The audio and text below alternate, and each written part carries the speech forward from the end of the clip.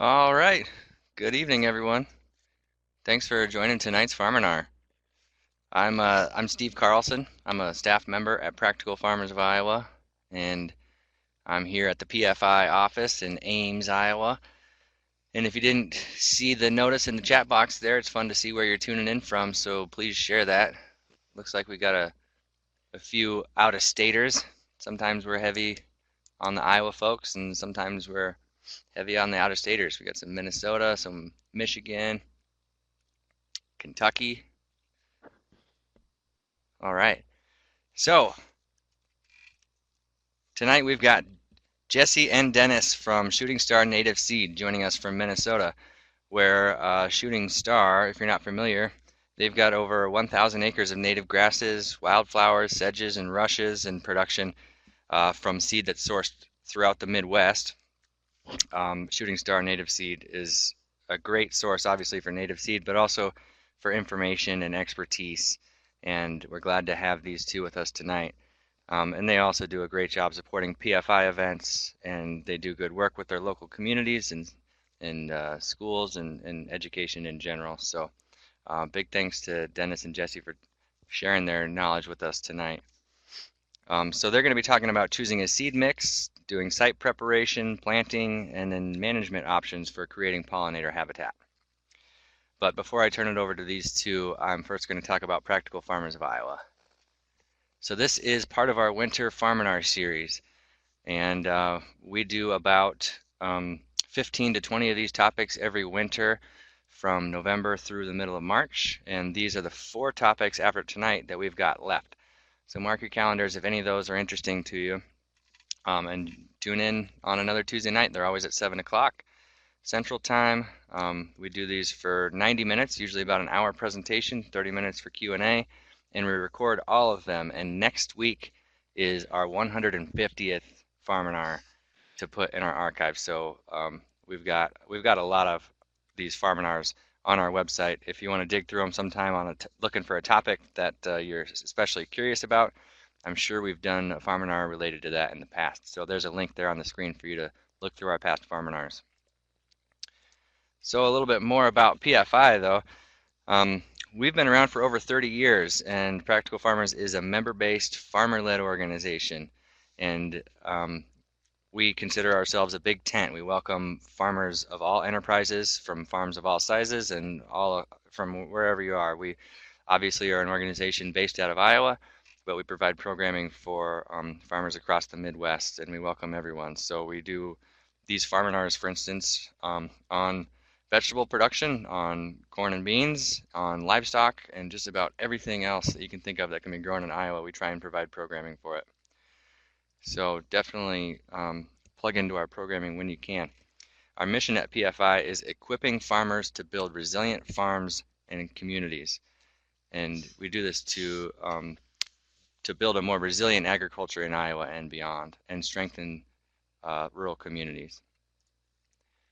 So we do this a number of different ways. PFI started as an on-farm research organization where we help our members design and implement replicated on-farm research trials.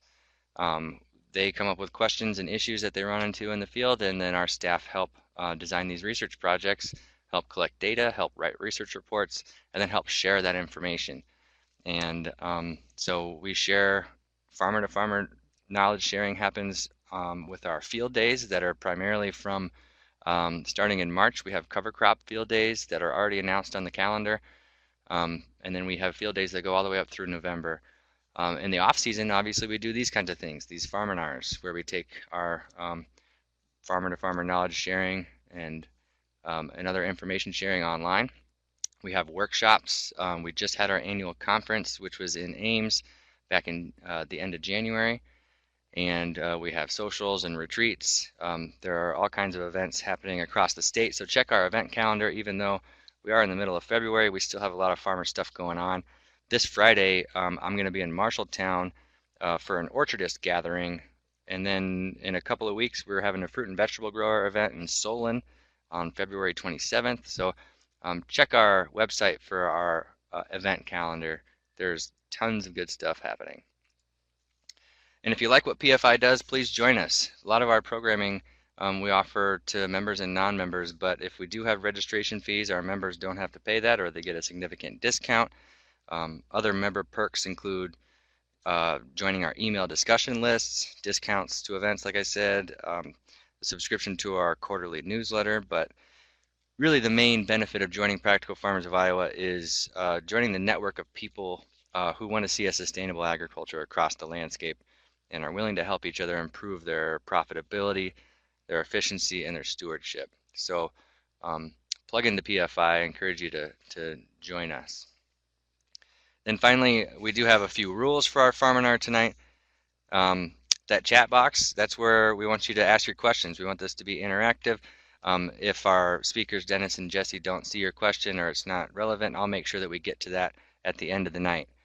So don't feel bad if you get skipped over, but do put your questions in the chat box. It's helpful if you try and stay on topic because they do have a presentation prepared and maybe they're going to cover that a little bit later, but try and keep your questions on topic and not to stray too far. Be respectful to everyone else, be respectful to our speakers, and one quick plug for our survey. We do want your feedback, so let us know about tonight's presentation. Also let us know what topics you want PFI to focus on in the future, whether it's a field day or a Farminar, or maybe it's a conference session coming up next year. But take that survey. There's a link on the screen. If you click that now, it'll open a new tab on your web browser, and then you can take that survey at the end. I'll also put that in the chat box later, but we do value your feedback. We're a farmer-led organization, so please provide some feedback. One other thing is that if you haven't noticed, on that bottom left corner of your screen, way down there, is a little poll. That helps us get a more accurate head count of how many people are here. So if you're watching with a couple of people from your one computer, check the right box on that poll in the very bottom left corner. Just let us know how many people are tuning in to watch this presentation tonight. I greatly appreciate it. So that's what I've got about Practical Farmers and our Farminar rules. I'm now going to pull up Dennis and Jesse's presentation and let them take it away and talk about native seeds.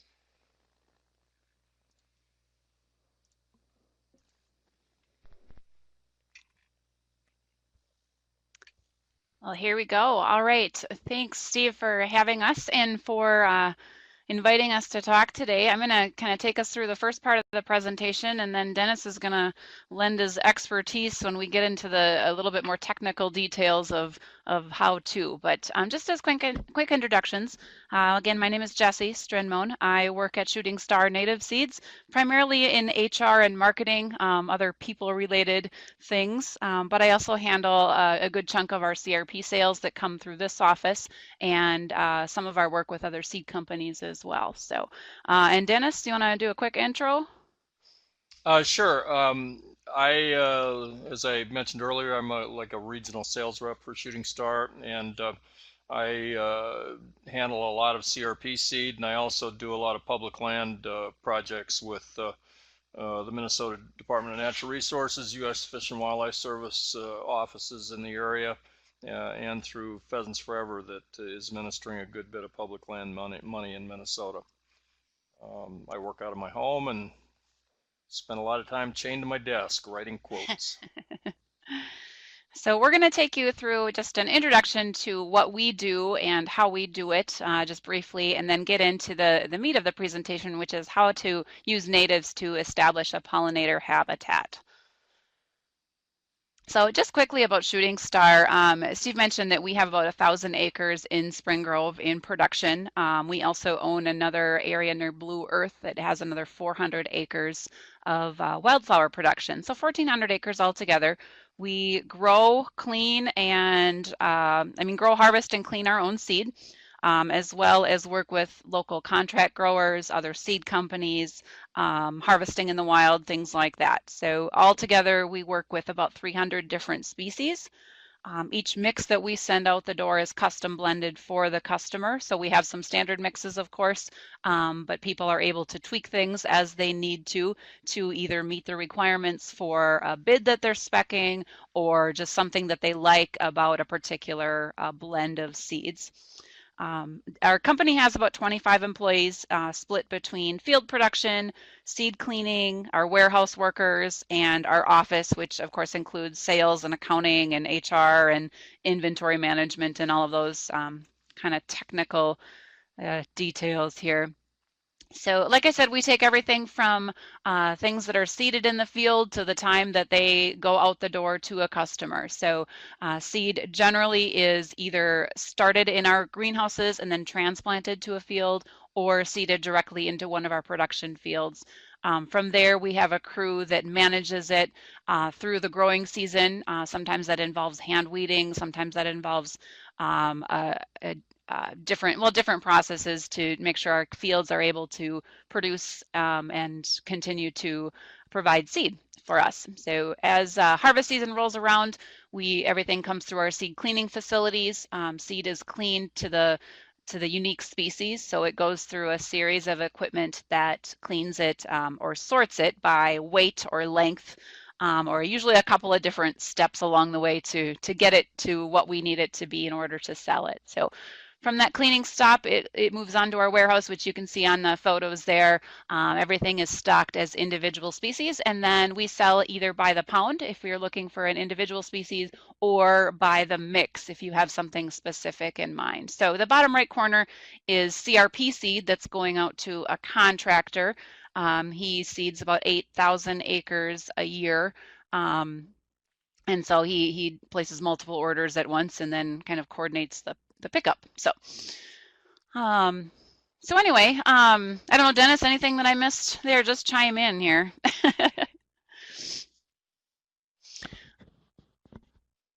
So I guess kind of our first question, obviously you folks are farmers and connected to agriculture work and probably have some sort of focus on pollinator value in general. But the bigger question, for us is why natives? And this is actually one of the things that I enjoy most about this industry is that a customer may call looking for a seed mix that is specific for pollinators. And then I may talk to a customer 5 minutes later who has a hillside that he's trying to manage the erosion issues on. And then I may have somebody who calls who really is into pheasants or deer. So there's so many different purposes for native establishment, and some of it is low maintenance, and some of it just provides natural beauty. So that's one of the things I've really enjoyed about this company and about the industry that we're in, is that these natives have so many different purposes. Say, Jesse, it occurs to me Yeah. that some of these folks might be interested in the history of the company, how it got started. Sure, sure. Well, this is a family business for me. So my dad, along with his business partners, were doing some traditional agriculture, corn and beans and cows and pigs. And they also, along the way, started a sod farm where they sold cut rolls of sod, either to places like Shopko or to garden centers, nurseries, things like that. They also did some installation of sod along the way. And as that part of the company expanded, they ended up bidding on some projects for example, the DOT or some other projects that had very specific requirements about planting, and they kept running into these specs that were requiring use of natives in the work, and nobody was doing it at the time. They tried to figure out where they could get natives. They couldn't access them, and so the kind of long story short is they said, well, we're farmers, we can grow stuff, right? And so they harvested some big blue stem from along the Mississippi River and planted a 12 by 12 plot. And that 12 by 12 plot, over time, eventually got to the point where it produced seed, and they were able to harvest that seed by hand and reinvest it into the next 12 by 12 plot. And so slowly and surely over the years, they expanded those production areas and basically put most of their seed back into the kind of starting new fields. And the tricky thing with natives is that they have a long life cycle. For many species, it's years before they provide seed or seed that's good enough to be harvested. So it was a 30-year process between then and now, to get to that 1,400 acres in production. And what we kind of learned along the way is, nobody really knew what they were doing. There wasn't at the time books and manuals, and there wasn't equipment either. And so every combine, every tractor, every drying bin was kind of self-modified and tweaked and custom built by our guys who had machinery backgrounds but didn't know anything about natives. So that's kind of the long story short. But they certainly helped to influence the yellow tag program and some of the requirements around seed sales to make sure that when people are selling seed, that you're only receiving the clean seed and not noxious weeds and all of the other garbage that you could be selling. So The other thing that I had understood from Howard was that a big impetus for the company, starting with Sodco and then with the native end of things, was the farm crisis of the early '80s, when they were looking for other crops that they could uh, grow or get into to provide some income on the farm when things were so tough and commodity crops were not doing that much for them. So absolutely, yep, absolutely. So anyway, that's kind of our background. I guess the 30 years in a 5-minute snapshot, but it's kind of fun to think about how a company can evolve like that. But here we are. So this is one of the posters we like to share with folks. So this is some artwork that was done by a woman named Heidi Natura. And I think this is really valuable when we talk about natives, is to recognize that the majority of the mass in natives exists below the soil. And so you certainly can, as farmers and those of you with agriculture backgrounds can see the value as it relates to water quality and erosion control and things like that. It's much different than an area that's planted with either traditional crops or Kentucky bluegrass or something like that. So just kind of a fun one we like to share. So I probably don't need to tell you what or why pollinator habitat. Obviously, it's an integral part to our global crop production. We're hearing lots in the news about the strain on pollinator habitats, the loss of habitat that has contributed to the loss in pollinators, which ultimately is viewed as causing a looming food crisis. And so we're definitely seeing an increased interest in pollinator habitat. There's, of course, some federal dollars that are directed towards CRP for pollinator establishment through it's called CP42 program. So we saw a lot of that go in the last few years, a little bit this year. But people are definitely talking about it and definitely paying attention to it. And we're seeing that interest really kind of skyrocket.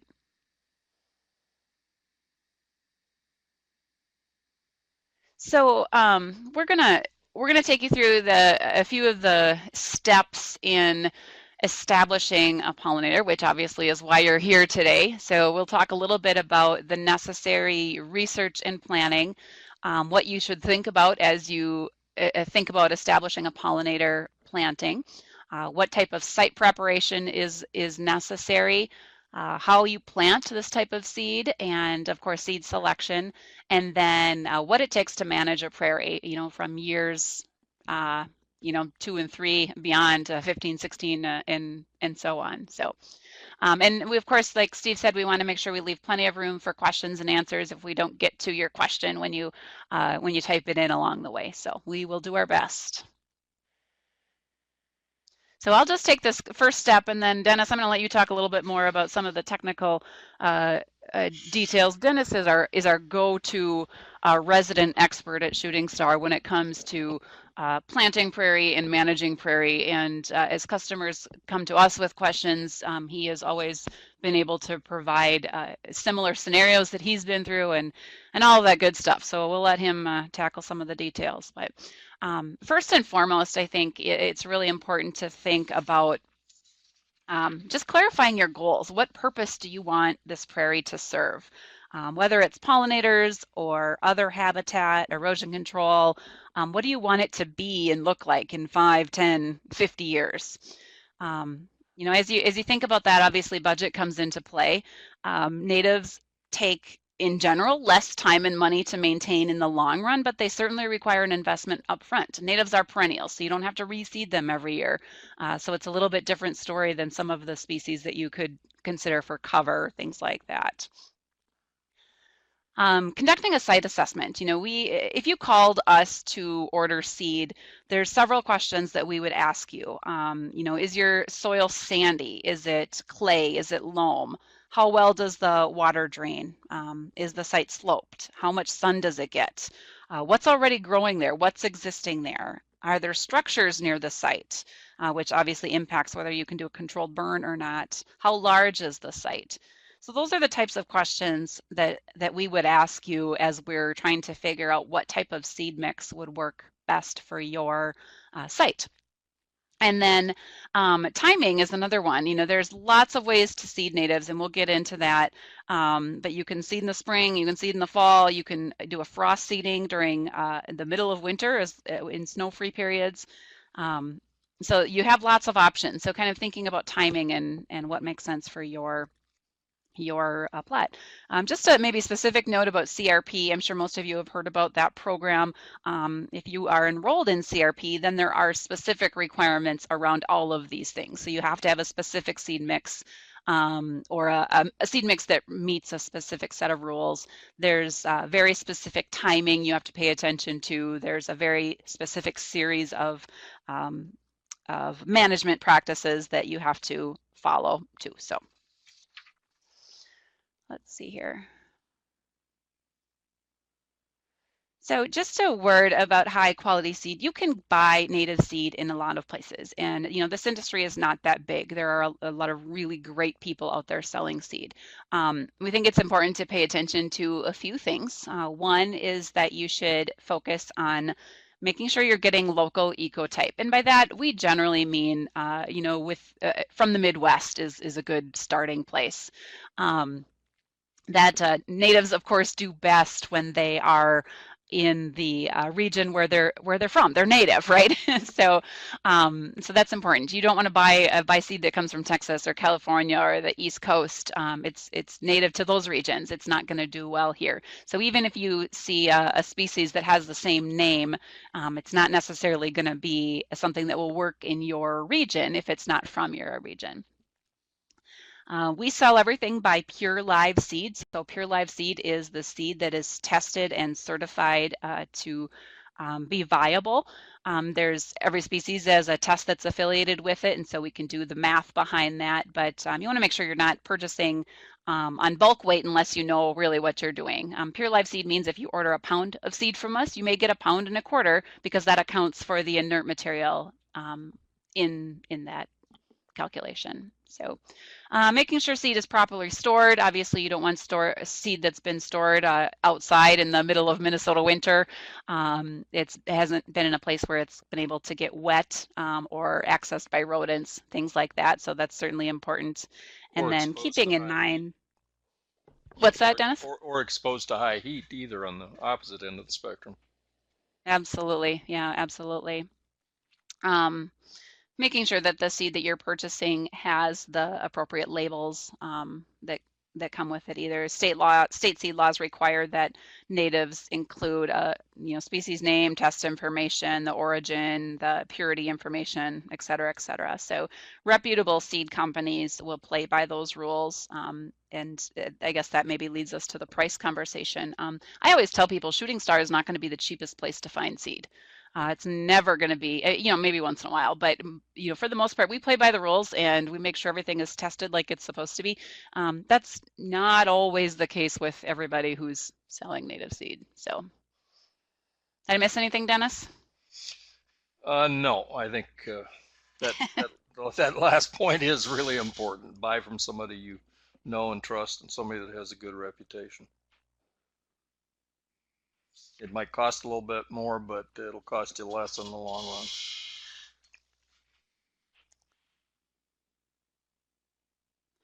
Which brings us to our step 2. So thinking about site preparation. And Dennis, maybe I'll just let you take over as we talk about how to prepare your site for the best native establishment. Okay. As Jesse said, when people get in touch with us and want to buy seed, we have typically a very standard list of questions that we ask, and one of them has to do with site condition. And what's your starting point? Are you starting with last year's the residue from last year's soybean crop? Are you starting with an existing stand of native grass that you want to beef up with flowers? Are you starting with something that's been in lawn or pasture, Kentucky bluegrass, brome grass for a long time? All of those things matter in terms of how you go about doing the establishment, and you're going to need different techniques for each way. If you have soybean stubble, as I call it, or corn stubble, works really well too if you can get the residue off. You can go right in and seed directly into that with a native grass drill that has disc openers that cuts a furrow, put the seed in the ground, and without doing any additional prep to the site. If, on the other hand, if you had a stand of warm season native grass, one technique that works is to burn it in the spring and then wait until it starts to green up again, and then again with a native grass drill right into the 5 or 6 inches of green up, and then go right behind it and hit it with a couple quarts of glyphosate to suppress the initial competition from the established grass.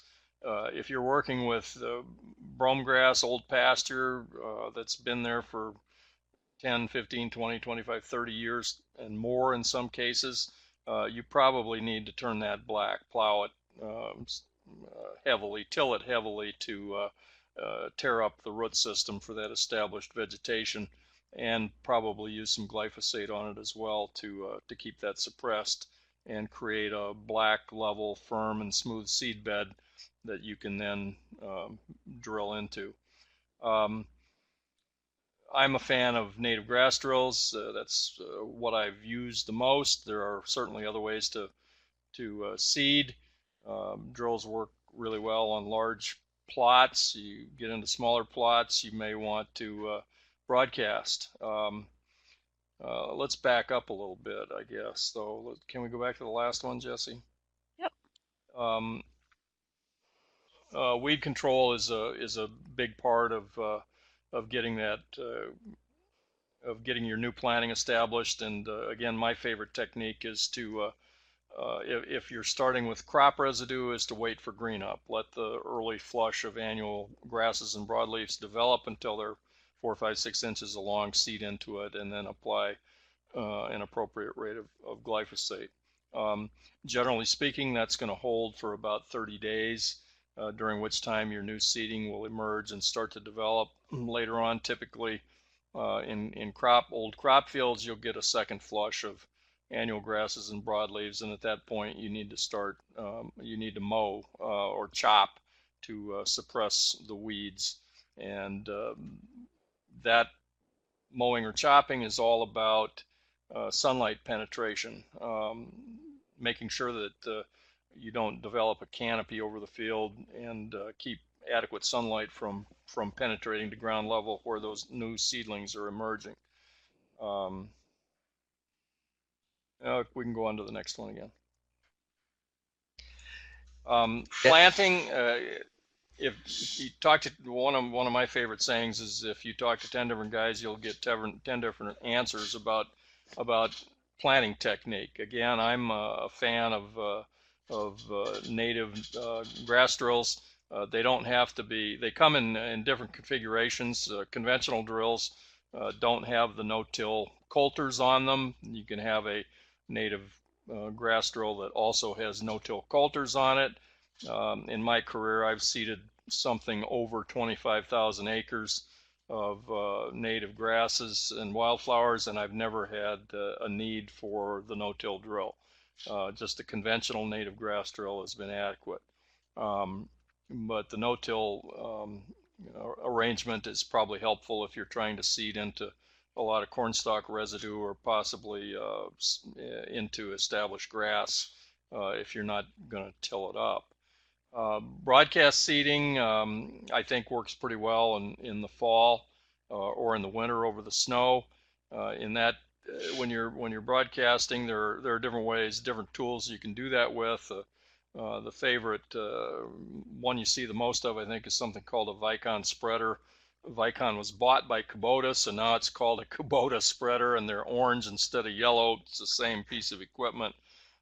They're used to spread fertilizer, but they also work for native grass. It's a pretty good piece of equipment. Um, you can cover ground a little bit faster with those than you can with a drill. I am kind of the opinion that if you're going to broadcast seed, that you probably ought to have the ground a little bit softer. When you're seeding with a native grass drill, you want that seed bed really, really, really firm, which is one reason why soybean stubble and corn stubble as well are such ideal seed beds. They're very, very firm. And that firmness has to do with depth control on the seed. You want to be planting very shallow when you put this stuff in the ground. The broadcast spreader, you're not working the seed into the soil at all. You're just throwing it out on top. And in that seed to soil contact is an important principle that you want to follow. I'm kind of the view that if the ground has been worked and field cultivated so that you have a little bit of a rough surface, that there are more little places for that seed to catch and establish that seed to soil contact that you want. Hand broadcasting works on small sites. One of the things you really want to watch out for if you're broadcasting by hand is that you typically spread a lot more seed than you really need to have out there. You tend to use it up quickly. Something to be careful of. I wouldn't try to hand broadcast on anything more than maybe a half acre or something like that. It's a lot of work. Wetland areas, I am less familiar, I guess, with seeding there. One way to do it would be to let it freeze if you live far enough north that it does freeze in the wintertime, and then you can broadcast over the frozen ground or over frozen water with a broadcast spreader. Cover crops, again, I'm not a big believer in cover crops unless you're trying to prevent winter erosion. My view of the world is that especially when you're seeding in the spring, you have a built-in cover crop in the soil already. It's called the seed bank, and it is the annual grasses and broadleaf weeds that are going to develop all on their own from seed that's already there. And I think that provides a perfectly adequate cover crop, and it's one that you want to suppress anyway, so that you make sure you don't have too much competition with your new seedings. Mulching. Jesse. What do you mean by mulching? I think that had to do with mowing after things are planting, Okay. keeping Yeah. the stuff out of the way. If that's what we're talking about, that's something you want to watch out for. One of the reasons we when we mow or chop, we use a stock chopper or a heavy duty rotary mower to keep to distribute the material that you're cutting up evenly over the ground. You don't want to lay it down in a windrow so that it smothers what's underneath. Dennis, do you want to talk about timing a little bit too, in terms of spring versus fall Sure, versus frost sure. seeding? Um, Generally speaking, in a native, a highly diverse native planting, like I think most of us are contemplating here, you're going to have multiple components in that mix. You're going to have your warm season native grasses, big blue stem, Indian switch, side oats, little blue stem. You're going to have some cool season grasses, probably slender wheat, Canada wild rye, Virginia wild rye, and you're going to have wildflowers. All of those have a built-in preference, I think, for different seasons of seeding. Warm season grasses are, as we say, they're warm seasons. They don't germinate, grow, and develop until the soil temperature gets up to be pretty high, at least maybe 60 degrees. So they like to be planted in late spring, even into early summer.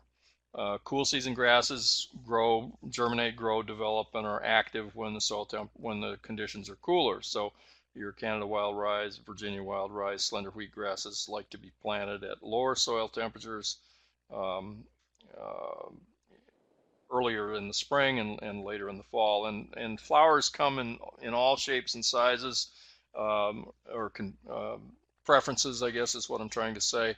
But they typically seem to prefer to be seeded in the fall. So um, CRP rules in Minnesota, at least, are such that the basic rule of thumb is that you don't start seeding in the spring here until after May 15th, and that's when the soil is generally warmed up sufficiently that the warm season grasses will be able to take off relatively quickly.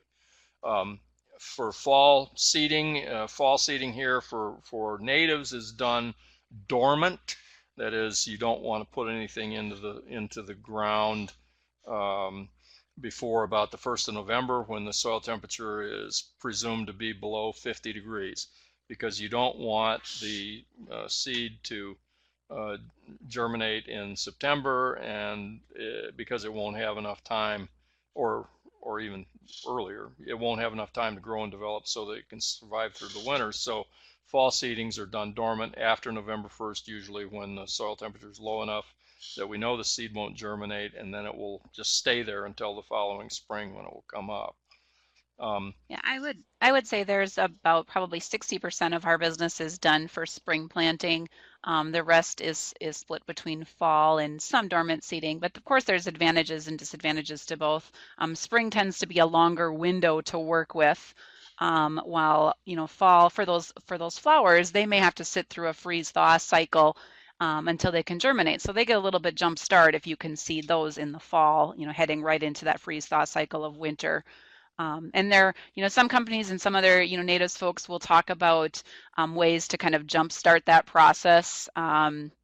We generally take a philosophy of letting nature do its course. And so that may mean that you don't see some of your species blooming or growing right away because they have to break their dormancy. But that just tends to be our approach to it, to planting.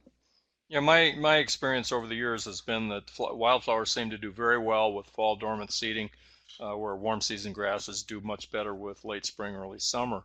Um, and I think that with the flowers, it's for the reason that Jesse mentioned, is that so many of them need a period of freezing. It's to break down, Stratification, yeah. yeah, cold stratification to break down the seeds so that it can germinate in the spring. For the same reason, frost seeding, as it's called, broadcasting seed over the snow, typically in late February, perhaps early March, when the snow is melted, it's soft on top, and you broadcast the seed over the top, and then it melts right into the soil, or melts into the snow, and then probably freezes again at night, and it holds it in place. And over the rest of the winter, not only is it being exposed to the cold, the flowers in particular, but it's also, if with the freeze thaw action, is working itself down into the soil, so that it's starting out with seed to soil contact in the spring. Yeah, Dennis, I have a question Yeah. about that specifically. So Sure. I think, and this is kind of selfish because this is a little bit specific to my situation. I have just a little 3-acre area that I'm going to be converting into natives, and I think some people here who are looking for native pollinator habitat for maybe vegetable production or orchard production won't be doing it on a big scale, and so a lot Mm-hmm. of times people do talk about frost seeding because then you can avoid using a drill, or getting any of that big equipment involved. Um, so my question then is there anything in particular you need to do for that seed bed in order, if you're going to be frost seeding? I mean, should you burn at a certain time in the year prior to frost seeding, or is there anything you need to do for that seed bed in order to have better results with a frost seeding? Well, every set of circumstances is a little bit different, and every so-called expert, me included, has got their own ideas about what works best, and what works less best. Um, I, if I were going to hand broadcast a small plot in my backyard, an acre, 2, 3 acres, something like that, um, first of all, what are we starting with? Are we starting with sod, or are we starting with black dirt? Um, I tend to be of the mind that if you have existing grass vegetation, you probably ought to kill that with tillage and perhaps chemical.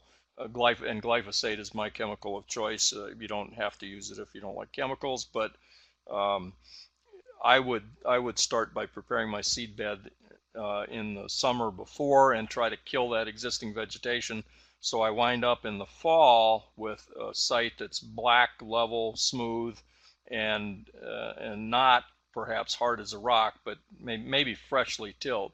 And then if I were going to, I would broadcast my seed over that black dirt in the fall, late fall, sometime after the 1st of November, um, even into December, and I would try to do it in front of a snowfall or a rain event, so that preferably snow, so that you've got your seed scattered over the ground, and then you've got fresh snow on top of it to hold it in place. Um, that'd be my first choice on how to approach something like that. Um, The if timing and the I, weather get a little the timing and the weather get a little tricky with fall and frost seedings. That's oh, probably why absolutely. the Yeah, majority is done in the spring, just for those reasons. The yeah. windows are pretty short in the fall. But what you're counting on when you're doing, frost seeding in my mind is seeding over the snow. And when you do that, what you're counting on is that the seed is going to melt down in, and it's going to stay in place, and it won't wash away over the rest of the course of the winter, and that it will establish good seed to soil contact. Um, in my mind, if I broadcast over black dirt in the fall, late fall, early winter, I know that seed is going to be in the dirt, and then if I get snow on top of it, it'll hold it in place. Next best maybe is to go in late February, early March over the snow on a nice warm sunny day, spread it and let it melt in. But I would not ever seed over existing grass or sod that has not been um, suppressed in some way. If I had existing native grass that I wanted to hang on to, then I would certainly burn that and broadcast the seed and just, I guess, hope for the best. But if I've got bluegrass, brome grass, or some other kind of introduced cool season grass that's been established a long time, I'd want to kill that thoroughly with tillage and glyphosate before I put my natives down. Excellent. Yeah. Did that Dennis, Thank you. a did question that from cover Kelly it, popped Steve? up. No, I was going to say that that answers my question well, and like Jesse said, Kelly put a question in there that it looks to relate to when you were talking about the different species having um, different requirements for soil temperature. So Kelly asked, for people wishing for diverse planting, do you need to plant several different times throughout the season when you hit those different soil temps? No, no. I mean, in the perfect world, cool seasons, warm seasons, and flowers might do better with different timings. But you're probably better off mixing them all together and picking a time and planting. And and I would let the end state that I'm looking for and the composition of my mix. In other words, is it heavy on flowers? Is it heavy? A pollinator plot typically is going to be very heavy on flowers. And so I would lean then toward a fall dormant seeding or possibly a snow seeding in the winter. If my planting was heavy with warm season native grass, then I'd probably shoot for a late spring, early summer planting. Um, I think the research that's been done suggests that um, you're better off mixing all your species, putting them all into the ground at the same time rather than doing them at different times. Yeah, I think you can just remember that that's really kind of how nature works. I mean, seed will sit there until the conditions are right for it. And so that may mean that flower seeds sit there for almost a full year before they're really ready to go. But that doesn't hurt anything. You know, I've So good seen question. I've seen different species take as long as 4, 5, 6, 7 years to express themselves in a planting. Some of the more conservative flowers, like one that comes to mind is round-headed bush clover. It was planted in my CRP planting and didn't show up for 8 years before I could finally see that it was there. So I've read a little bit about solarization. There's a question down at the bottom from Jake. Um, that's probably a good way to kill sod.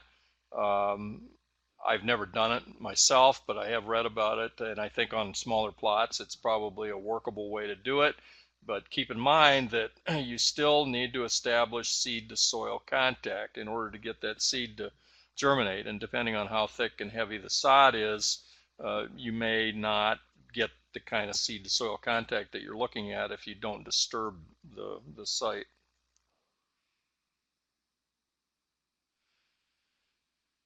As a rule, so getting beyond the seeding part of it, another reason that I like to seed with a drill is that when it starts to come up, you can see it in the rows, and that's a very comforting feeling.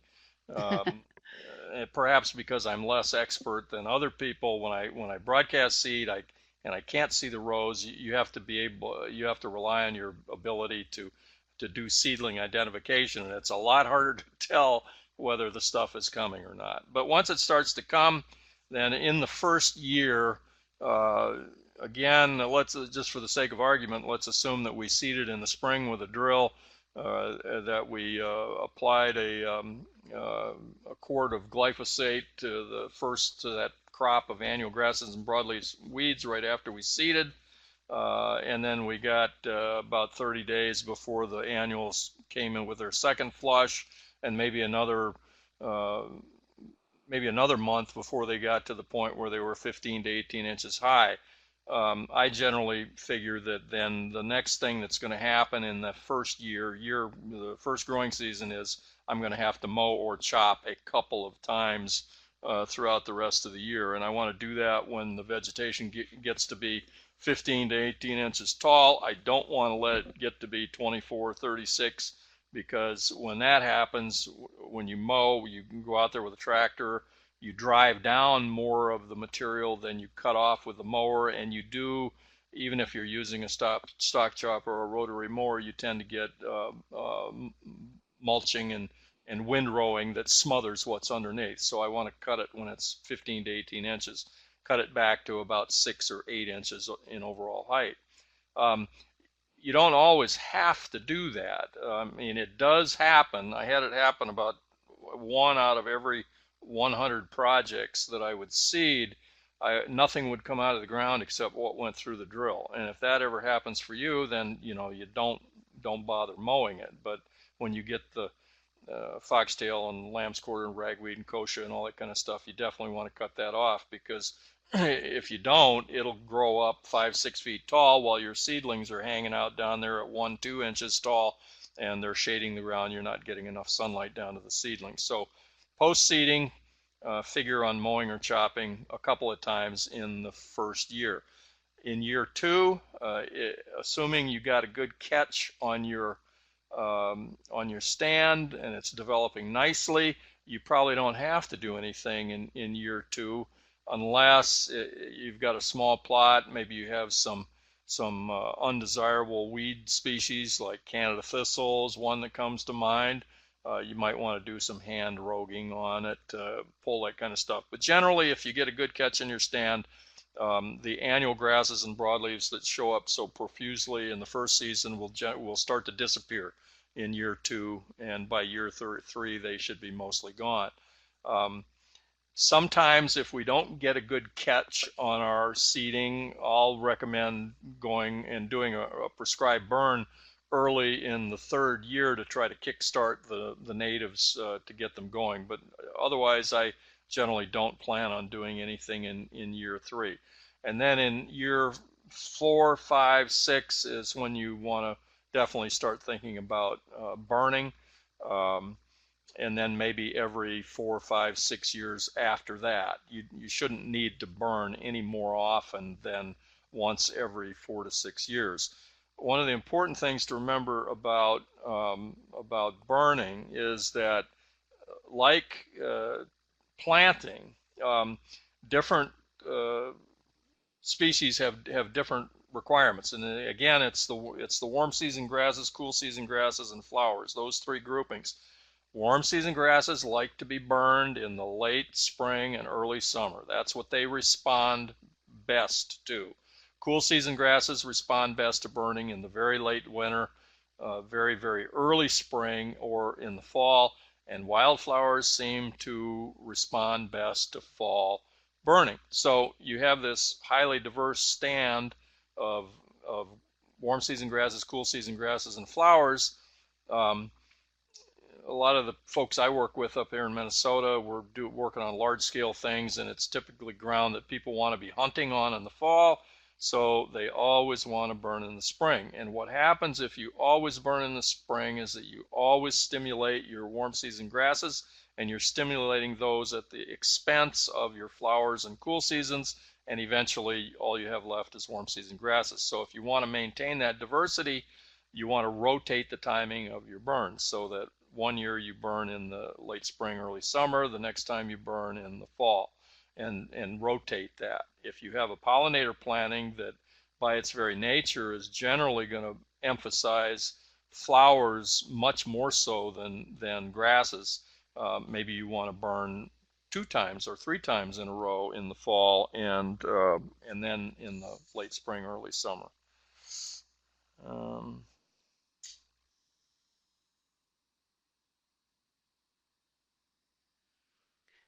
So these are just a few of the photos. Obviously, this isn't the same location year 1, 2, 3, and 4, but it gives you kind of an idea of what you might expect. You know, year 1, you're really barely seeing anything there. You know, year 2, natives start to get strong enough to be visible, and you see some of those early risers out there kind of taking over. It really is the 3rd year before a prairie starts to look like it's supposed to look. And like Dennis said, even then you won't see every single species that you have planted out there. So that's kind of the progression. We always say patience is the name of the game with natives, which is really tough for people who are used to corn and soybeans. So we try to push patience, and you know it never fails. We sell a lot of seed in the spring. The seed goes in the ground in the spring, and by August we're getting phone calls wondering why our seed isn't growing. So it's a game of patience. 13 years of seeding something in the neighborhood of 2,000 acres a year. Um, I learned early on, and I never was able to come to grips with it, but I knew from experience that I'd go out there and put the seed in the ground with a drill, and I'd come back 2 weeks later, 3 weeks later. You don't see anything. 4 weeks, maybe you find a few little tiny hairs just germinating from the ground or emerging from the ground, and you'd think nothing is going on, nothing is happening, but then you leave it alone, stop looking at it every day, and come back in another 2 or 3 weeks, and all of a sudden you've got stuff all over the place. I just lost my picture. What happened here? Oh, I know. Oh, No, I'm good. you good? My screen went to sleep on. The other thing that occurred to me while Jesse was talking about this is that once your planting does get established, and I've observed this over and over and over again, different species of plants seem to express themselves and do better every year. So it never looks the same. I think it's a function of temperature and humidity and other climatic factors that influence what flowers in particular do better from year to year. For instance, you know, this past year was not a very good year for rough blazing stars, but it was a great year for butterfly milkweed, and it'll be different next year. So you look at one of these pictures like that year 4 picture, and you come back and look at that same spot again next year, and it might look completely different because other flowers will be blooming more profusely and more abundantly. Right. You know, Dennis, a topic that we kind of skipped over is how to choose a seed mix. And I'm seeing a couple of posts with some really good resources from things like Xerxes Society come up. But generally, when you're thinking about a pollinator habitat and what seed you want to put in the ground, you know, obviously for pollinators, it's important that you have species that bloom from early April until the end of October. And that's what we look at uh, most when we design a mix that's specific for pollinators. Some people have preferences, you know, if they want monarch butterflies, then obviously we have to make sure we have the right milkweeds in place. But generally the goal is high diversity, seed that matches your soil conditions and your sunlight conditions, and making sure you're paying attention to the bloom time to make sure something is blooming for those pollinating species from early April until the end of October. Obviously, cost comes into play here. Our higher end pollinator mix runs about $1,200 an acre. We can do a pollinator mix for $300 an acre. So it really depends on how particular you are, if you have specific species in mind. Just to give you kind of the ballpark of costs, you know, we have some species that sell for about $30 a pound in flowers, and some flower species that sell for about $2,500 a pound. So obviously a huge range within all of the different species. So pollinators tend to be of course, flower heavy, but you still have to have grasses in your pollinator planting. That keeps the weeds at bay. It helps the flowers do better. It provides the habitat that those pollinator species need. So that's, I don't know, Dennis, anything to add about choosing a seed mix? Soil type and moisture conditions are very important. You know, Canada blue joint grass likes heavy, wet soils. It does not grow well on light, dry soils. Uh, by the same token, little blue stem grows really well on light, dry soils and doesn't like heavy, wet, flooded soils very much. And the same thing is true for lots of different flower species. But it doesn't make a lot of sense to pick out species that like moist, saturated conditions and then try to plant them on dry soil and vice versa. So that's really So important. everybody wants cardinal flower in their planting, but Yeah, cardinal everybody wants. flower is a wet species. Right. Don't try to put it on your old gravel pit that you're reclaiming or sandy stuff. And those are extreme examples. The narrower examples apply as well. Kelly asked a question here about pollinator habitat being grazed. I don't. I guess maybe I have an opinion, but I don't have any real solid knowledge on the subject. I think, I guess my thinking is that if you wanted your pollinator habitat to be seriously available for pollinators, I would probably try to keep my cattle off of it. On the other hand, if you have something that you want to use primarily for grazing, but you'd like to have some pollinator benefit to it too, you're going to get some benefit out of it, uh, in spite of the fact that it's being grazed. But if the primary focus of it is for pollinators, I think, me personally, I'd try to keep my cattle out. Yeah, I often get the question, what happens if I put all this money into a pollinator seed mix and then the cattle get into it and, there's nothing left? And I think it's important to remember that the majority of the plant's mass is underground. So most of them will survive just fine. And in a way, it'll be similar to a burn moving through. I mean, obviously, continuous grazing and grazing on purpose is going to have more of an impact. But natives are really hardy and that they'll, for the most part, spring back. Um, that question and another one that was posted here. The one that was posted was to check soil type using the web soil survey. That's a tool that I use a lot, NRCS's web soil survey. Very handy tool uh, for checking moisture conditions, whether soils are hydric or not hydric, and even slope and drainage. You can find out those things very easily, very useful. Regarding the grazing question, again, like Jesse said, grazing is not going to kill a stand because so much of the plant material is underground in the root system, but there are species that thrive under grazing, and then there are those that don't. And they're known as increasers and decreasers. I'm not a grazing expert, but I have a passing familiarity with it. And another USDA reference material is the USDA plants database. And in using the USDA plants database, you can look up all kinds of grass and wildflower species, and in the characteristics section, it'll tell you there whether they're palatable to grazing animals or not palatable to grazing animals, and it will tell you whether they're increases or decreases as well. What about grazing sheep in a rotational setting? Again, not my area of expertise. I think the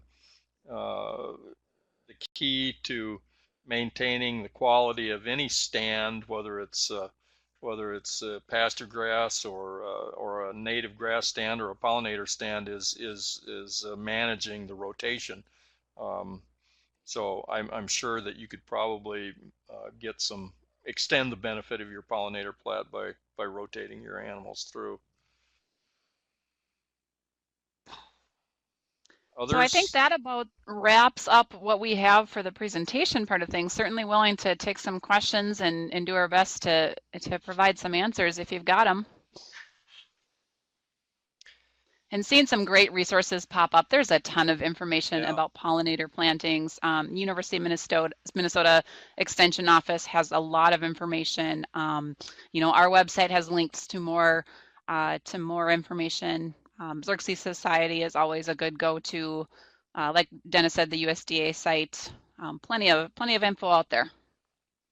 Another thing that leaps to mind, we're talking about matching species to soil type and moisture conditions, and Jessie alluded early on in her part of the presentation to not bringing in plants from distant regions. Not every species is going to grow where you are, and we see this occasionally. People want to have a flower that they fell in love with and they're down in Florida or Arizona or someplace, and they want to put it in their planting up here, and of course generally, you know, they want to do that. That's fine, but you shouldn't expect things that don't grow here naturally probably to do well here. The other part of it is making sure that the seed that you use, even if it is for a species that is native here, making sure that it's a locally adapted seed source, and that's what Jessie was getting at with the local egotype material. So Dennis, a question about a small plot using plants instead of seed. Certainly a good option for a small area. It gets lots more expensive, of course, to do it that way. But it definitely is an option, gives you a little bit of a jump start. You get some instant gratification, which is always good, but that certainly is an option. Shooting Star is not selling plants. We did for a while. We're focusing primarily on seed production, but you certainly can buy them. Yeah, native potted started plants in bulk quantities are fairly readily available. You just have to find the right source for them. But for smaller plots, it tends to be more expensive than planting from seed. But as Jessie said, you get something going right away. And some people use some potted plants and spread seed in addition to using the potted plants. Can be very effective. Shooting Star is doing a park project at Roverud Park in Spring Grove, and it involves students from the high schools establishing a pollinator garden or a pollinator area in one of the area parks. And we're going to do primarily seed, but we're also going to have a smaller area using plants because we're working with students, and it does provide that, like I said, instant gratification, so you can see what's going in the ground. Jesse, there's a couple other questions there at the end about starting seeds indoors for the small plots. I know it's done, Sure. but I've not done it Yeah, I would myself. say, not definitely not my area of expertise. We do that. We start plants indoors for our production fields and then move them from the greenhouse to the field. The benefit that we have is that we get to focus on, one species going into one field rather than looking to establish a diverse planting. Each species requires a little bit different level of care in terms of watering and weeding. Our crew spends a lot of time making sure there aren't, extra plants growing in the plots where the seed's supposed to be or the natives are supposed to be. Um, it's very tedious, but it certainly is possible. That's how we do a lot of our forb production.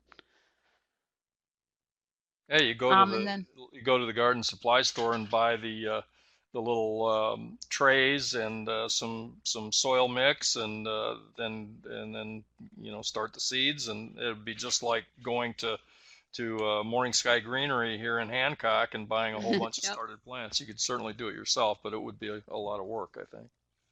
Yeah, question on rain gardens in urban and suburban areas for pollinator. Very doable. We have a couple of mixes that are really designed to take on water and be okay standing in water for 24 hours and then for it to drain off. Obviously, that's what rain gardens are, and you can do that with very specific plants that handle those conditions well.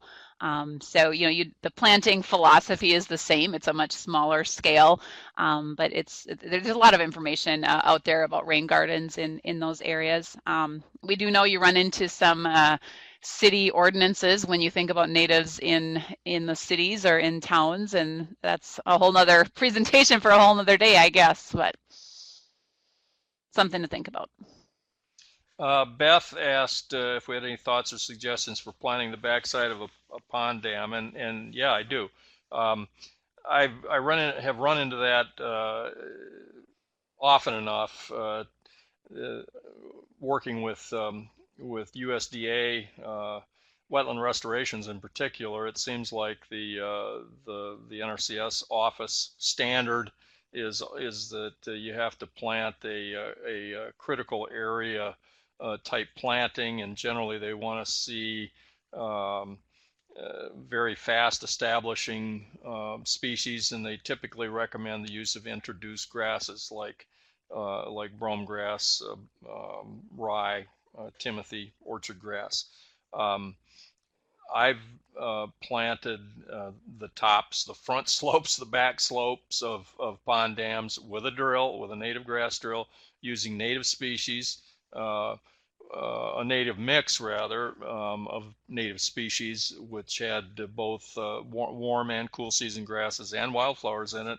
And the cool season part of that mix in particular, the Canada wild rye, slender wheatgrass, Virginia wild rye, those established very quickly, just as quickly as smooth brome or timothy or orchard grass. And so I've done that, and it's worked out fine. And I don't see any reason why you couldn't probably broadcast the seed on the backside of a pond dam either. Um, you just want to make sure you've got some good soil that you're working with, some decent black dirt, and that you scatter the seed evenly over the soil, and then perhaps mulch it lightly with straw or something to keep it from washing away. Uh, Natives will work on the backside of a dam. Just wanted to flip to this next slide, just because it has our contact information. One thing to keep in mind about Shooting Star is that we are primarily wholesale, do larger scale restoration projects. Generally, we say if your project is bigger than an acre, then it's something that we would be able to provide seed for. If it's smaller or a backyard type of project, then we would send you on to one of the retail partners that we work with. They're just better equipped to handle some of those smaller sized projects, packets of seed, things like that. So if you're looking at an acre or bigger, definitely keep us in mind. But different seed companies have different specialties, and ours is largely kind of wholesale and big scale. And if any of you ever do want to call and talk about a project or a technique or a seed mix or anything like that, just to to get some ideas on technique or whatever, feel free to call. It's part of my job I probably enjoy the best is talking with people about their projects. Um, I'll play 20 questions with you, and I don't know the answer to every question, but I'd be happy to give you some ideas, and it's also useful I found to have a sanity check. You hear lots of things from different people, and sometimes it's a good idea to bounce them off of somebody else. So I'm happy to do Our, that. our website also contains our guidelines for restoration, which is basically what this presentation was based on. It takes you through all 4 steps, research and planning, site preparation, planting, management, and some of the details that we talked about today too. So certainly a resource, one of the resources that's out there worth checking out, I think. We try to keep it really simple. It's very high level. It's kind of general in recommendations. Obviously you may be dealing with a specific issue, and then that requires a conversation with Dennis, the expert.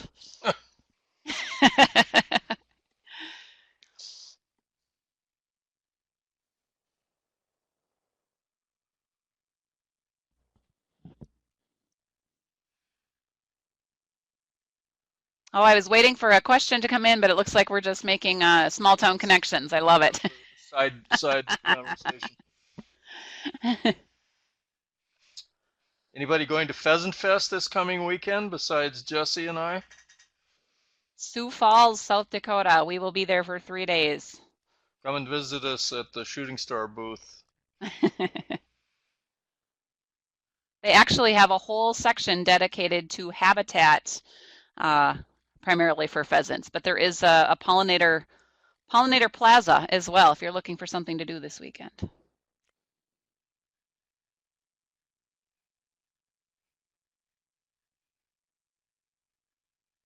What do you think, Steve? Is that a last call for questions?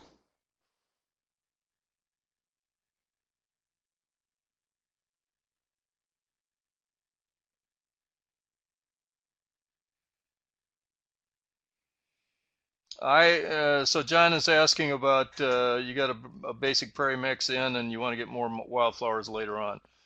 Does it make work to broadcast more seed? Um, if if you ask me how to go about doing it, what I would tell you is to burn it in the late spring, wait for green up, um, and then put the seed in the ground with a native grass drill, and then put a couple quarts of glyphosate on 5 to 7 days post seeding. Um, People oftentimes are afraid that the glyphosate is going to kill the existing grasses. It won't. It won't kill existing wildflowers, at least not all of them. I've done it many, many, many times.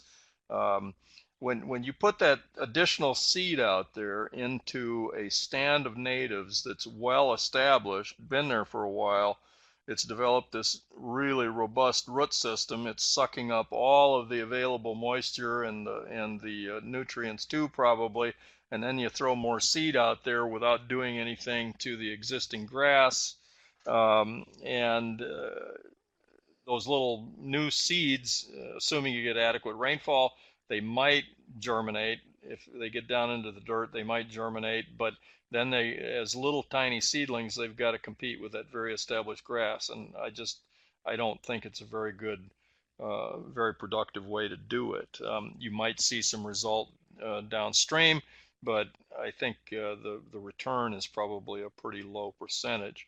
But if you burn off the existing cover so that you've got uh, essentially dirt showing, and then you suppress that existing grass with some glyphosate, it will thin it out. It'll slow it down. It won't kill it. There's no way. You can't. It's not possible.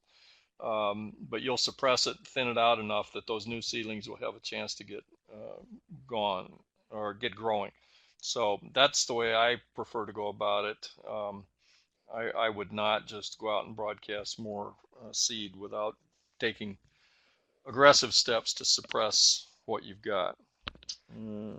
Dennis and Jesse, Don is asking, Oh, Y- one more question popped up at the bottom there. Yep, yep.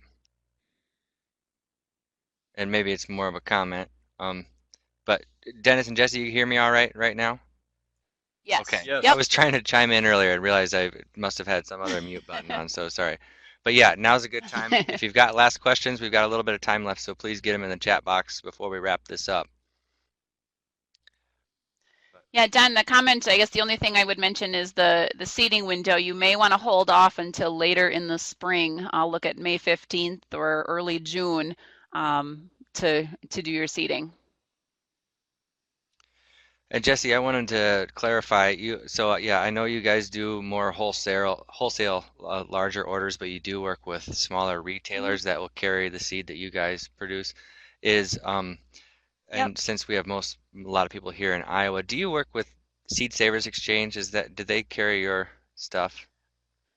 Correct. Okay, Yep. so So that's they have some pre-designed mixes that are bagged for 1,000 square feet. hmm So that's our seed. We bag it up for them and then they sell it. So a lot of times that's actually probably the place we refer people to most often, unless they have very particular needs. But I believe they have a pollinator mix and a dry mix and a wet mix and Yep, a couple of options in those. great. Yeah, and then for those who haven't checked it out, their website, I was trying to say earlier, they at shootingstarnativeseed.com, they really have dozens of really cool mixes for you to dig through and kind of see what might work for the soil type and the conditions that you've got too. So that's fun to just kind of peruse. Yep, absolutely. And there's a form on there that you can fill out if you want to tell us more about your project and let us help you determine what might work. Just fill out that form or send us an email or call our phone number. We're happy to help, even if it's not necessarily a project that we can fill and we'll send you on somewhere else. But the industry isn't that big. The funny thing about native seeds is that there's only a handful of us in the business and none of us grow everything. And so we're pretty good competitors, but also our competition are the same folks. So Right. our competition and our customers are the same folks. So it's a small industry, and we're happy to make sure you get to where you need to be. Yeah, good. Um, Dennis, this last comment from Don had me. This was something I was thinking about too. So Pheasants Forever, he says, PF, the local PF chapter has a native drill that he has access to. Um, Hmm. since you have such an experience with PF, is that very common? And for those of us who don't have access to that kind of equipment, do you know, do Pheasants Forever, do they? Yeah, is that something that you can reach out to your local chapter to ask about, or do you know where you can get access to that kind of stuff? Yeah. In Iowa, it is not at all uncommon for Pheasants Forever chapters to have drills that they can use. It's very common in Iowa. It's not very common in Minnesota. But in Minnesota, and I think soil and water conservation districts and maybe county conservation committees in Iowa may also have drills that are available for folks. In Minnesota, chapters typically don't have them. In Minnesota, it's more you'd be more likely to find one with your local soil and water conservation district office. So we'll have a drill that they'll either run it themselves or you can rent the drill and do it yourself. Steve, Um, there are also a handful of contractors that you can pay to do the installation, and some of them will do the site prep and the maintenance as well. And if you're in need of a name, we certainly would be happy to pass along the names of folks that we know of. We're not affiliated with in any way, but we certainly know they do good work. where is Washington, Iowa? Is that in the southeast part of the state by any chance? Yeah, it is. Washington is southeast-ish. Well, Pheasants Forever also has some guys that are called habitat specialists. That's what I was for 13 years here in Minnesota, and in Iowa, well, Holy Cross area, and then south of there, farther, there are a couple guys. The one around Holy Cross is a guy named Dave Reiter, Reuter, and Derek Schwarting, I think, is the guy that's farther southeast. And they cover a fairly large area. They have drills. You could hire them. I don't think they rent out their equipment, but they could probably put you in touch with somebody that's got one. And if you were to go on the Pheasants Forever website and and find their personnel section. You could track down both those guys that way, or get hold of me offline, and I can certainly put you in touch with them too. But if your local PF chapter's got one, I'm sure they'd be more than willing to let you use it. They may even be willing to help you on your project. It sounds like the kind of thing they'd like to do. Yeah, that's very. Yeah, Pheasants Forever is certainly one resource. There's also, there's also some money available for some pollinator plantings. Sometimes Xerxes will do some funding for pollinator projects. So there's some funding out there to help with the certain types of projects for pollinators. Yeah, that's one of the things I learned on my own a long time ago, is that if you go around and talk to enough people and turn over enough rocks, eventually you'll find money underneath one of them. And pollinators in particular have gotten a lot of attention over the last 4 or 5 years, and there are lots and lots and lots of grant programs that'll pay for seed, pay for installation, pay for equipment rental, and all that kind of stuff. So, and I know Pheasants Forever's got some very active pollinator programs where they are handing out grant money, and the PF chapter is a good way to get in touch with that. Yep, excellent. Well, it looks like we've exhausted the questions in the chat box, and so maybe this is a good time to wrap it up. So Jesse and Dennis, thank you both so much for taking the time to share your expertise with us and to talk about all of this really important and helpful work. Thanks everybody for tuning in tonight, and I'm gonna one more time put the link in the chat box to take our survey if you don't mind doing that before you log out. But thank you, Shooting Star, for being such a great resource for us. We appreciate all this information. Absolutely. Thanks for having us. Yeah, thank you. I suppose I have to send the headset and the microphone back, huh? Yeah, you can. Yep, I'll be knocking on your door for that eventually. Yeah. Thanks, Dennis. I saved the box, so cool. Yeah, thank you. I appreciate it. Have a good night, everyone.